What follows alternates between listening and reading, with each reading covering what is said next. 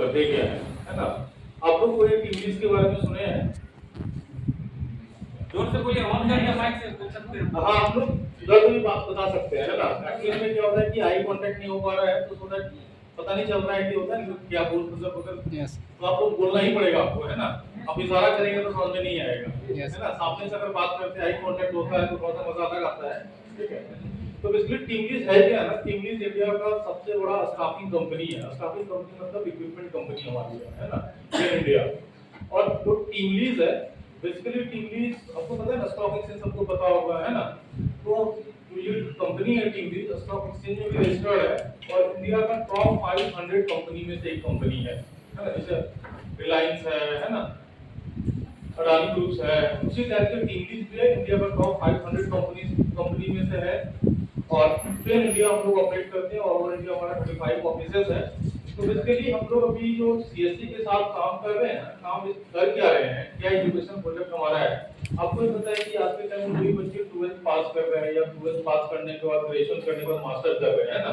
तो आप देखेंगे कि नॉर्मली जो कॉलेजेस है, चाहे प्राइवेट हो चाहे गवर्नमेंट कॉलेजेस हो, कि डिग्री खत्म हो जाने के बाद उनके पास कोई जॉब नहीं रहता है। उनके पास क्या ऑप्शन है, ये तो गवर्नमेंट सर्विसेज के लिए बच्चा प्रिपेयर करे, है ना।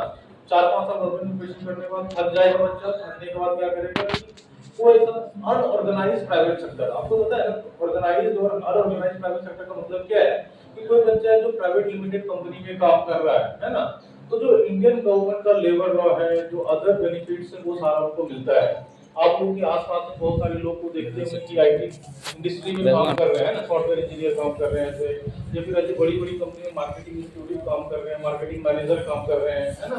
तो आप उनकी भी सैलरी देखेंगे ना, तो ठीक ठाक होता है, लाखों में सैलरी उनकी भी होती है। लेकिन हम लोग क्या करते हैं ना, मतलब जो हम लोग जो अनऑर्गेनाइज सेक्टर में काम करते हैं, तो वहां पे क्या है कि वो सैलरी भी अच्छे से नहीं मिलती है। और दूसरा क्या है कि सैलरी तो नहीं मिल रहा है, प्लस अदर जो बेनिफिट है वो भी नहीं मिल रहा है, और उसके ऊपर लेबर लॉ भी काम नहीं करता है ना। तो वो हमसे ज्यादा काम भी कराते हैं, तो लोग को लगता है कि यार प्राइवेट सेक्टर अच्छा नहीं है। आपको पता है कि इंडिया के अंदर मैक्सिमम जो पॉपुलेशन है वो गवर्नमेंट सर्विसेज में है या प्राइवेट सर्विसेज में है? प्राइवेट सर्विसेज में है। आपको पता है कि गवर्नमेंट सर्विसेज का लिमिटेशंस है ना। और अब जैसे जैसे टाइम जा रहा है, गवर्नमेंट सर्विसेज के अंदर रिक्रूटमेंट देखेंगे कम होता जा रहा है, राइट। क्योंकि मैक्सिमम चीज क्या हो रहा है, थर्ड पार्टी वेंडर पे काम हो रहा है ना। तो अभी गवर्नमेंट का क्या प्लान है, हम लोग अभी प्रोग्राम का जब इनॉग्रेट कर रहे थे रांची में, तो हायर एंड टेक्निकल एजुकेशन के जो डायरेक्टर है झारखंड गवर्नमेंट के, वो भी आए थे। और हम लोग अभी करना क्या चाह रहे हैं कि जो बच्चे 12th के बाद ग्रेजुएशन में है, तो हम लोग चाहते हैं कि क्रिटिकल जनरली जो भी बच्चे इंजीनियरिंग के हैं या फिर जो प्रोफेशनल कोर्स का बच्चा लोग है, वो लोग क्या करता है कि जो कॉलेजेस में होता है तो कुछ ना कुछ प्रोजेक्ट कर रहा होता है ना। जैसे आईटी का बच्चा है तो आईटी साथ में इंजीनियरिंग को कर ही रहा है, लेकिन साथ साथ क्या कर रहा है, तो उससे रिलेटेड प्रोजेक्ट कर रहे होते हैं। आप लोग देखते हैं कि जो डॉक्टर्स हैं, है ना, एमबीबीएस कंप्लीट करने के बाद 2 साल का उनका इंटर्नशिप होता है। क्यों होता है इंटर्नशिप? सो दैट कि वो जो काम है ना, वो थ्योरेटिकल नॉलेज तो उनके पास है, वो देख सकते हैं कि प्रैक्टिकल नॉलेज गेन करते हुए, है ना। एज ए डॉक्टर के अंदर वो काम करते हैं, सीनियर डॉक्टर के अंदर काम करते हैं और ऑब्जर्व करते हैं और सीखते हैं। सेम चीज हम लोग यहाँ पे क्या कर रहे हैं ना, जो बच्चे 12th के बाद हमारे साथ ग्रेजुएशन में एडमिशन लेंगे, है ना, तो हम लोग उनको साथ साथ में, हाँ ठीक है, हम कार्ड देंगे। तो हम लोग क्या कर रहे हैं ना, साथ साथ में जॉब भी प्रोवाइड कर रहे हैं बच्चों को, है ना। तो आपको पता है कि वो कैसा जॉब होगा, कहाँ जॉब होगा, है ना। तो आपको पता है कि 12th पास जो बच्चा है उसके पास स्किल तो नहीं है ना। तो जो हमारा 12th के बाद को जो नौकरी दे रही है, नौकरी बेसिकली नहीं है, जिसके लिए सॉर्ट ऑफ ये इंटर्नशिप है, अप्रेंटिसशिप है ना। और उसको टाइम पे सैलरी भी मिलेगा 8 से 15 हज़ार के आसपास, है ना। वो डिपेंड करता है बच्चा टू बच्चा। तो बच्चा ये जो दे रहे हम लोग ना, उसको बेसिकली काम सिखा रहे हैं कि प्राइवेट सेक्टर में काम होता कैसे है ना। और उसको प्रॉपर जो है अपॉइंटमेंट लेटर मिलेगा, एक्सपीरियंस लेटर मिलेगा, है ना, सैलरी मिलेगा, जो भी एटीट्यूड होता है, ये सही पीएफ वो सारा मिलेगा। सेम चीज बच्चा ग्रेजुएशन के बाद हमारे साथ आएगा, उनके साथ हम लोग जो है सेम प्रोवाइड करते हैं। तो इसलिए हम लोग कर क्या रहे हैं, डिग्री कहाँ से हम लोग देंगे, है ना। क्योंकि हम लोग तो यूनिवर्सिटी नहीं है, इंग्लिश जो है यूनिवर्सिटी तो नहीं है ना। तो हम लोग जो है ना, इंडिया का जो सेंट्रल गवर्नमेंट और सेंट्रल गवर्नमेंट यूनिवर्सिटीज है ना, प्लस जो डीम्ड यूनिवर्सिटीज है, प्राइवेट यूनिवर्सिटीज है, उसके साथ हमारे साथ कम से कम इंग्लिश के साथ 80 प्लस यूनिवर्सिटीज है, इंक्लूडिंग आईटी पटना है, आईटी गुवाहाटी है, कुछ कुछ आईएम के कॉलेजेस भी हैं, है ना। और जो हम लोग नॉर्मल ग्रेजुएशन के लिए जो कॉलेजेस हमारे पास है, बीएचयू अलीगढ़ मुस्लिम यूनिवर्सिटी है, मिजोरम यूनिवर्सिटी है, दोनों सेंट्रल गवर्नमेंट यूनिवर्सिटी है ना, उत्तराखंड यूनिवर्सिटी है, चंडीगढ़ यूनिवर्सिटी है। तो हम लोग ऑलमोस्ट सारा जितने भी डिग्री होता है ना रेगुलर स्टडीज में, सारा डिग्री हम लोग प्रोवाइड करते हैं। तो डिग्री कैसे मिलेगा उनको? तो जो भी क्लासेस है सारा क्लासेस ऑनलाइन चलेगा। आपको पता है कि इंडिया के अंदर अभी तक जो एजुकेशन मोड था कोविड से पहले, है ना, तो दो एजुकेशन मोड था कॉलेजेस के लिए जो यूजीसी अप्रूव्ड है। एक रेगुलर, जो कि हम सब लोग कॉलेज गए होंगे हम लोग, है ना, जो डेली बेसिस पे कॉलेजेस लोग जा रहे हैं, ठीक है। दूसरा जो ये होता था वो रियल लर्निंग सिस्टम बोलते थे, जिसमें कि ओपन एंड डिस्टेंस लर्निंग होता था, जैसे कि इग्नू कराता था, नालंदा यूनिवर्सिटी कराता है ना। और कोविड के बाद देखिएगा यूजीसी एक और डिग्री को अप्रूव करा है, ऑनलाइन डिग्री। लेकिन ऑनलाइन डिग्री सारा कॉलेजेस नहीं चला सकता है, करेक्ट। तो इसके लिए क्या क्राइटेरिया है, ऑनलाइन कोर्सेज जो है कौन चलाएगा? इसके लिए जो दो क्राइटेरिया मेनली जो है गवर्नमेंट यूजीसी का है। एक क्राइटेरिया क्या है, आपको पता है कि कॉलेज को, जिसे लोग बोलते हैं ना, कॉलेज को रैंक कौन करता है? कॉलेज को जो रैंक करता है ना, नैक एक बॉडी है, गवर्नमेंट बॉडी है, जो कॉलेजेस को उनका इंफ्रास्ट्रक्चर के बेसिस पे, उनके कोर्स के बेसिस पे, उनके डिजाइन के बेसिस पे, उनके प्लेसमेंट के बेसिस पे, है ना, ओवरऑल रेटिंग करती है। और जिस भी कॉलेजेस को 2.6 से ज्यादा का रेटिंग होता है उसको जो है ऑनलाइन क्लासेस चलाने का राइट है ना। तो कहने का मतलब जिसको भी नैक में A+ सर्टिफिकेशन है वही चला सकता है। एक तो क्राइटेरिया ये हो गया। दूसरा क्राइटेरिया क्या है, NIRF जो है, जो भारत सरकार का जो ह्यूमन रिसोर्स मिनिस्ट्री है, जिसको हम लोग सिंपली बोलते हैं कि शिक्षा मंत्रालय, है ना, भारत सरकार का जो शिक्षा मंत्रालय है, उन लोग भी जो है हर साल देखते होंगे पेपर में, मैगजीन्स में आता है ना कि इंडिया का टॉप 100 यूनिवर्सिटीज ये है, टॉप 100 कॉलेजेस ये है ना। तो वो NIRF जो है वो रैंकिंग करती है। तो इसमें जिसको भी लास्ट 3 साल में कम से कम 2 बार अंडर 100 कॉलेजेस रहा है, वो लोग ही ऑनलाइन चला सकता है ना। कौन ऑनलाइन चला सकता है? जो कि नैक के अंदर A+ सर्टिफिकेशन जिसके पास है। दूसरा कौन है? जिसके पास की NIRF के अंदर लास्ट 3 इयर्स में 2 बार वो टॉप 100 में रहा है। तो देखेंगे जो भी कॉलेजेस अपने पास है ना, बच्चे मान लीजिए लोग किसी भी यूनिवर्सिटी से करता है, तो अपने पास जो यूनिवर्सिटीज है सबसे बेस्ट यूनिवर्सिटीज है। आपको पता है कि अलीगढ़ यूनिवर्सिटी कौन नहीं जानता है ना, चाहे तो मिजोरम यूनिवर्सिटी देखिएगा, वो भी सेंट्रल यूनिवर्सिटीज है। तो जो भी यूनिवर्सिटीज अपने पास है, और जो कोर्स की भी है ना, बहुत ही अफोर्डेबल कोर्स भी है, उनको कोर्स की बहुत ज्यादा कॉस्टली नहीं है। अब इसे मान लीजिए कोई बच्चा अगर आर्ट्स करना चाह रहा है, मतलब BA करना चाह रहा है ना, BA करना चाह रहा है, लेट से MA करना चाह रहा है, BCom करना चाह रहा है, तो इनका जो कोर्स फी है 11,000 है ना। तो बहुत ज्यादा नहीं, आप इन पर देखेंगे जो प्राइवेट कॉलेजेस का फीस है वो भी लगभग 5-6 हजार तो लेते ही है ना।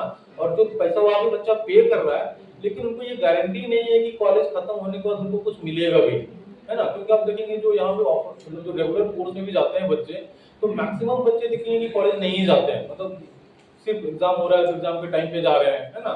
यही रीजन है कि मोर बच्चा जो है लर्निंग प्रॉपर नहीं हो रहा है ना। हम लोग यहाँ पे क्या कर रहे हैं कि बच्चा को जो ऑनलाइन क्लासेस मिलेगा, वो भी किससे क्लासेस मिलेगा? आपको पता है कि टॉप यूनिवर्सिटीज के जो प्रोफेसर हैं उनसे ऑनलाइन क्लासेस मिलेगा। और जो क्लासेस ऑनलाइन नहीं अटेंड कर पाएंगे वो क्लासेस उनको पोर्टल पे रिकॉर्डिंग फॉर्म में भी लगेगा। तो बच्चा अपने टाइम के अकॉर्डिंग कभी भी जो है वो क्लासेस कर सकता है ना। तो ये हो गया हम लोग कैसे क्लासेस कंडक्ट करा रहे हैं, है ना। आपको पता है कि इसके अलावा जो है ये हो गया हमारे पास डिग्री वाला, डिग्री प्लस अप्रेंटिसशिप प्रोग्राम, जो कि हम लोग जॉब के साथ डिग्री प्रोवाइड कर रहे हैं। दूसरा एक हमारा प्रोग्राम वो है, बहुत सारे आपके आसपास में वैसे लोग होते हैं जिनको कि मतलब घर से मतलब बिजनेस लर्निंग करना है, कॉलेजेस नहीं जाना है, बहुत से लोग होते हैं ऐसा, है ना। तो समझिए कि इंडिया के टॉप कॉलेजेस से उनको जो है घर पे रह के जो है वो क्लासेस कर सकते हैं। आप देखोगे सपोज आप लोग बच्चे लाएंगे कहाँ से, है ना, तो आपके पास तो बहुत सारे CSE वाले होंगे जो कॉलेज के अंदर ही होंगे, है ना। बहुत से जो CSE वो तो कॉलेज के अंदर ही है, प्लस जो कॉलेज के अंदर नहीं है वो भी समझिए आपके आसपास में, तो अभी से 12th एग्जाम दिया बच्चा लोग, है ना। तो 12th के बाद वो कहीं ना कहीं तो ग्रेजुएशन करेगा ही करेगा बच्चा, है ना। तो जो दूसरे जगह से ग्रेजुएशन करेगा वो हमारे साथ ग्रेजुएशन कर सकता है।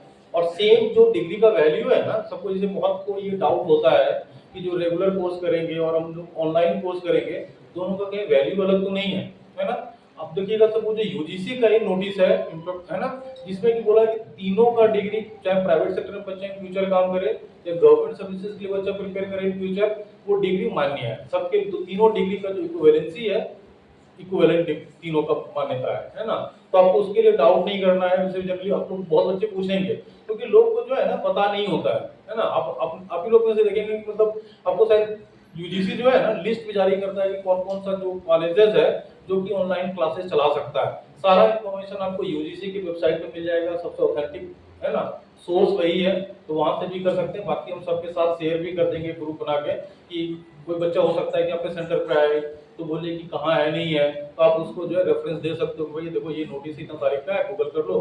क्योंकि गूगल पे देखेगा और जो नेशनल लेवल का न्यूज़पेपर है सब में अगर वो चीज आ रहा है तो वो आ रहा है ना, तो वो कोई ऐसा इशू नहीं है। दूसरा क्या है कि आप ऐसे कर सकते हैं कि जितने भी टीचर्स है ना, गवर्नमेंट टीचर्स है ना, तो जो गवर्नमेंट टीचर्स आपको पता है कि बीएड और बीए करके वो पढ़ा रहे हैं, है ना, और वो रेगुलर कोर्स तो कर ही नहीं सकते क्योंकि, है ना, क्योंकि वो जॉब पे भी है, रेगुलर कोर्स नहीं कर सकते, उनको अप्रोच कर सकते हैं आप लोग, है ना, कि आप घर से रह के जो है आप कर सकते हो।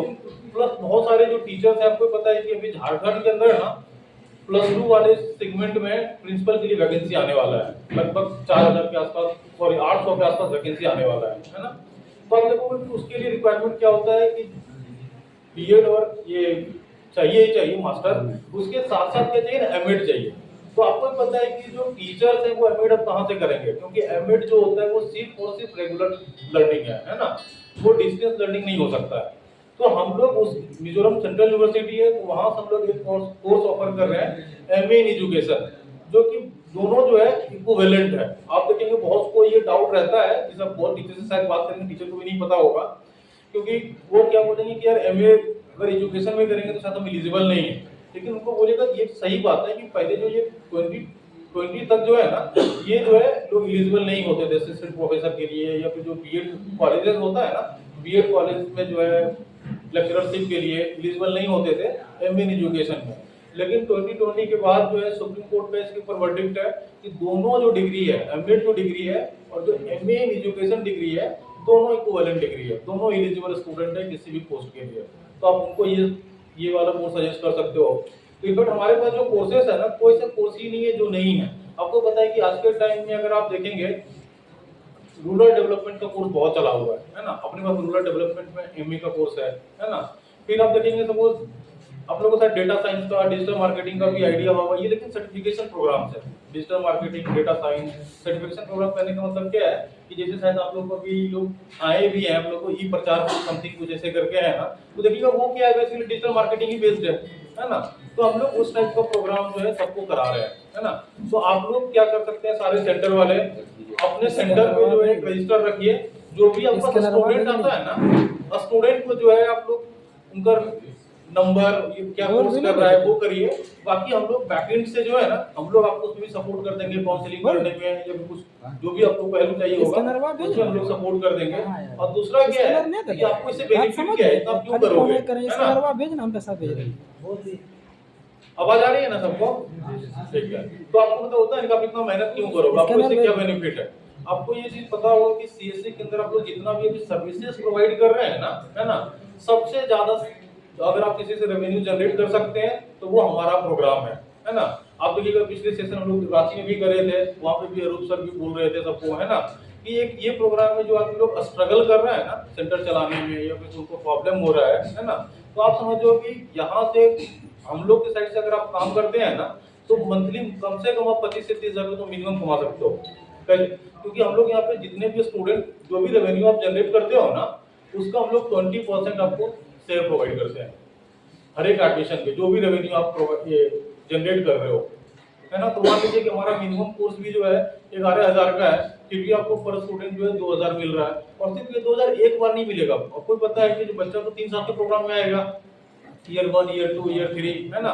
अब मेहनत तो जो है एफर्ट जो हम लोग लगा रहे हैं, वो एफर्ट तो सिर्फ हम लोग फर्स्ट ईयर में लगा रहे हैं, लेकिन उसका जो रेवेन्यू आपको ना लगातार 3 साल तक आएगा, 20-30%। मतलब समझिए कि एक स्टूडेंट से आप लगभग जो है 6 से 10 हजार रुपए जनरेट कर रहे हैं, है ना।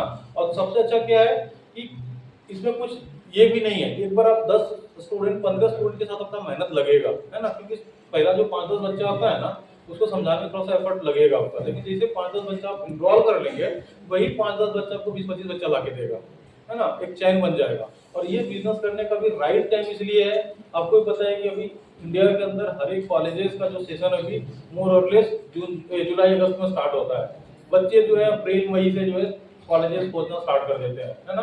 आप लोग ये भी कर सकते हैं, आप लोग जहाँ जहाँ पे भी हैं वहाँ पे क्या कर सकते हैं, जो भी 12th पास बच्चे हैं उनको बुला सकते हैं, हम लोग को इन्फॉर्म कर सकते हैं, हम लोग आके बच्चों को काउंसलिंग कर देंगे, है ना, क्या एडवांटेज है नहीं है, कहाँ लेना चाहिए नहीं लेना चाहिए। इतना ही नहीं, अगर कोई बच्चा ऐसा भी हो सकता है जो कि गवर्नमेंट सर्विसेज के लिए भी प्रिपेयर कर रहा होगा, है ना। तो सिर्फ हम लोग अपना कोर्स बेचने ही नहीं आएंगे, समझ रहे हो बात कहने का क्या मतलब है। ये ऐसा मतलब हम लोग ऐसा काउंसिल करेंगे सो दैट कि स्टूडेंट को जेन्युइनली बेनिफिट हो।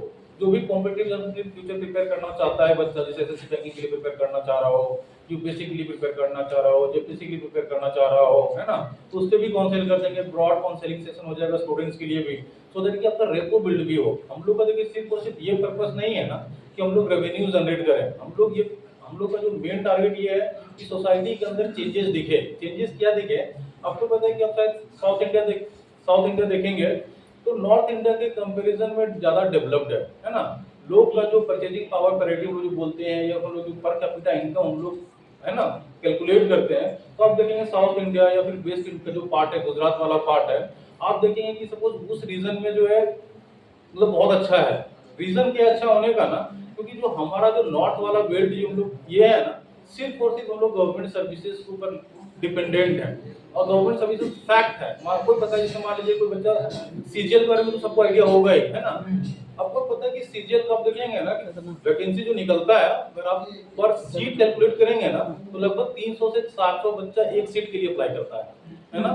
तो समझिए 300-400 बच्चे में से अगर कोई किसी बच्चा किसको नौकरी मिलेगा, जो 300-400 में टॉप करेगा, जो सेकंड करेगा उसको भी नहीं मिलेगा, समझ रहे हैं ना। तो इस लेवल का डिफिकल्टी मतलब कॉम्पिटिशन है गवर्नमेंट सर्विसेज में। तो हम लोग ये नहीं कर रहे कि गवर्नमेंट सर्विसेज का प्रिपेयर करना ही आपको नहीं है ना।